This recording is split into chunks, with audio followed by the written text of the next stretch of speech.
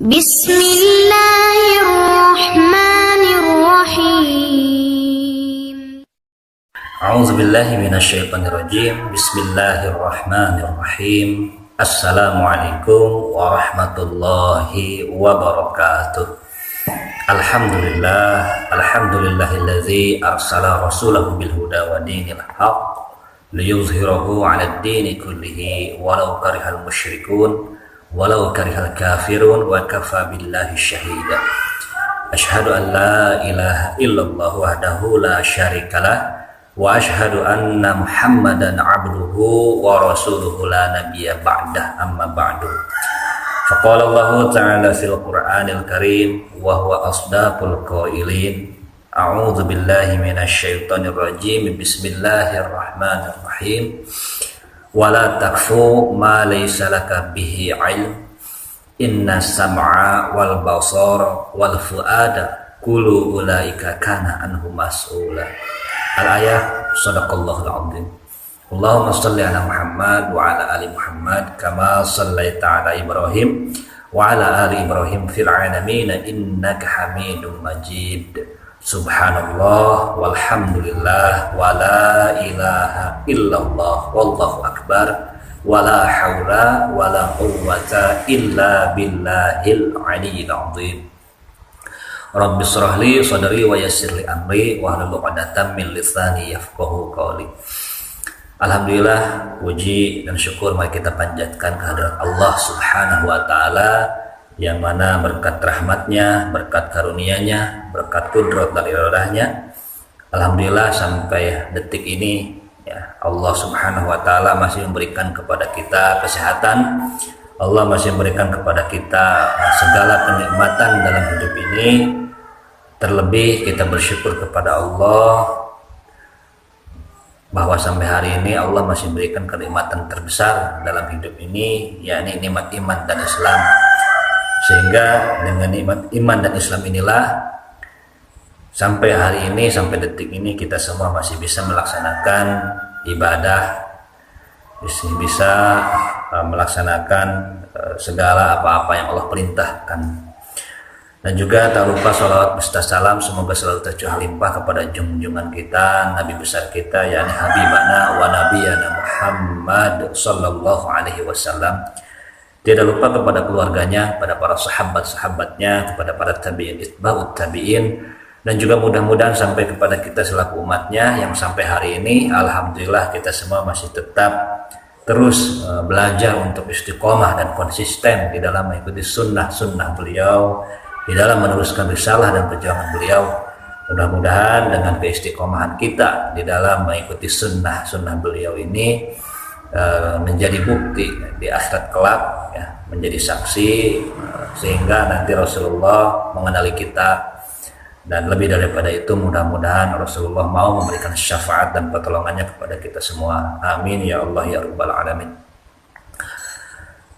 Ikhwan fiddin rahimakumullah, sahabat iman dimanapun berada ya, insyaallah dalam kesempatan kali ini saya akan melanjutkan pembahasan daripada video yang sebelumnya, di mana dalam video sebelumnya saya menyampaikan terkait hakikat kehidupan yang didasari oleh surat Al-Asr ya, ayat 103, wal asri innal insana lafi khusr illal ladzina amanu wa 'amilus shalihat wa tawassaw bil haqq wa tawassaw bis sabr.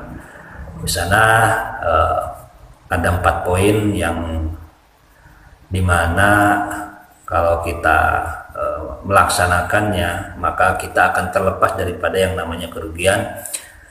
Yang mana 4 poin ini adalah yang pertama iman, yang kedua amal soleh, yang ketiga saling mengajak dalam kebenaran wa tawassaw bil haqq, dan yang keempat adalah wa tawassaw bis sabr, saling menasihati dalam kesabaran. Nah, 4 poin ini sudah saya jelaskan di video sebelumnya, namun yang akan lebih saya jelaskan di kesempatan kali ini yaitu terkait bagaimana caranya supaya 4 poin ini bisa betul-betul terrealisasi dalam kehidupan kita ya, karena keimanan, amal soleh, kemudian watawasau bil haq, mengajak orang kepada kebenaran, watawasau bis sabr. Kalau hanya sekedar dalam bacaan saja, ya, kita hanya tadarus saja Al-Qur'annya, kita baca saja tanpa kita realisasikan dalam kehidupan, maka gak akan ada artinya, gitu ya. Tidak akan menjadikan diri kita betul-betul selamat dari yang namanya kerugian. Nah, tentunya di sini perlu ada pengamalan. Nah, akan tetapi dalam pengamalan pun tidak bisa kita asal mengamalkan tanpa didasari dengan yang namanya ilmu, ya. Jadi keimanan ada ilmu tersendiri yang menjelaskan terkait yang namanya iman. Itu ya, definisi iman itu apa? Baik menurut Al-Qur'an, baik menurut hadis nabinya, baik menurut qaul para ulama. Kemudian nanti amal soleh juga banyak macamnya, ya, sholat, kemudian bayar zakat, haji, saum atau puasa di bulan Ramadan dan yang lainnya, itu semua ada ilmunya. Ya, kita harus mengetahui syarat sahnya sholat, syarat wajibnya, rukunnya, termasuk juga yang lainnya. Nah, tentunya 4 poin ini tidak akan pernah tercapai tanpa kita memahami ilmunya, ya. Watawasau bil haq, menyampaikan kebenaran, mengajak orang kepada kebenaran, atau dengan kata lain dakwah. Kita nggak akan pernah bisa untuk mendakwahi seseorang tanpa kita sendiri paham apa itu dakwah, apa itu mengajak kebenaran, gitu ya. Maka di sini perlu bagi kita untuk meningkatkan keilmuan kita, perlu terus diri kita ini untuk thalabul ilmi, ya. Mungkin di sini poinnya adalah kita perlu ilmu, ya. Nah, mungkin dalam pembahasan kali ini yang akan lebih difokuskan yaitu pembahasan terkait apa itu ilmu, gitu ya, atau definisi daripada ilmu itu sendiri apa. Nah, gitu. Nah, yang pertama, ilmu ini kalau diambil dari pengertian secara bahasa, ya. Jadi ilmu itu asal katanya dari kata alima, ya. Alima ya'lamu ilman. Alima ya'lamu ilman. Artinya secara bahasa ilmu itu adalah mengetahui, memahami, atau mempelajari, gitu ya. Itu arti secara bahasa. Kemudian arti secara istilah, ilmu itu adalah al-ilmu huwa idraku kulli syai'in ma yajhalu hatta ya'lam. Ilmu itu adalah penjelasan terhadap sesuatu hal yang tadinya tidak dimengerti sehingga dapat diketahui dan dipahami. Dalam arti ilmu itu akan membawa seseorang daripada ketidaktahuan menjadi tahu, daripada awalnya orang ini tidak paham akan menjadi paham, yang tadinya gelap menjadi terang. Nah, itu karena adanya ilmu, gitu ya. Jadi dengan kata lain, kalau pribadi seseorang tidak mempunyai ilmu, maka jelas dia akan duduk dalam kebodohan, hidupnya akan senantiasa serampangan, ya, hidupnya akan gelap, ya. Jadi ilmu itu ibarat cahaya.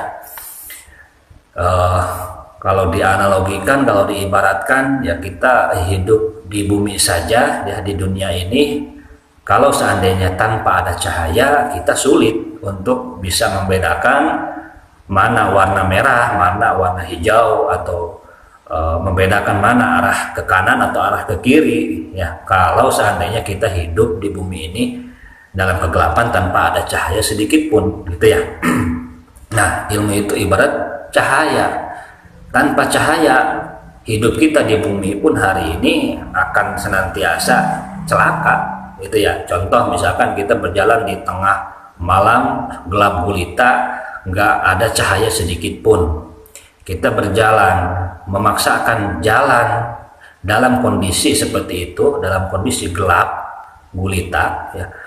Maka kalau kita paksakan berjalan, terus berjalan, maka akan celaka diri kita, ya. Mungkin di depan kita menyangka itu jalan tol, kita nyangka itu jalan yang luas, padahal seaslinya di depan itu adalah jurang. Karena kita gelap, tidak bisa melihat di depan itu ada apa, kita berjalan saja memaksakan, maka ya masuklah kita ke jurang itu, gitu ya. Kemudian kalau kita meraba-raba tangan kita menggunakan tangan, menggunakan perasaan dalam kegelapan, berjalan menggunakan rabaan, ya misalkan kita meraba-raba. Ketika tangan kita meraba satu benda yang mungkin kita anggap itu adalah sebuah tongkat misalkan, kita dalam pikiran mungkin itu tongkat, tapi ternyata aslinya adalah ular misalkan, kan bahaya gitu. Kita bisa dipatok ular tuh kan, ya. Ininya hidup dalam kegelapan itu sama dengan hidup tanpa ilmu. Jadi ilmu dalam kehidupan ini penting. Ilmu bagi kita, apalagi seorang muslim, sudah jelas Rasulullah pun sudah menyampaikan dalam hadisnya, talabul ilmi fardhatun ala kulli muslim. Hukumnya fardhu ain gitu ya. Jadi wajib bagi kita untuk terus menuntut ilmu, jangan pernah merasa cukup dan jangan pernah bosan dalam memahami, mempelajari ilmu ini. Karena sejatinya ketika sudah paham, ketika sudah mengerti, toh hasilnya pun itu bukan untuk orang lain, tapi untuk diri kita sendiri, supaya hidup dalam kehidupan ini benar-benar lurus, ajak, ya, sesuai dengan apa yang Allah inginkan.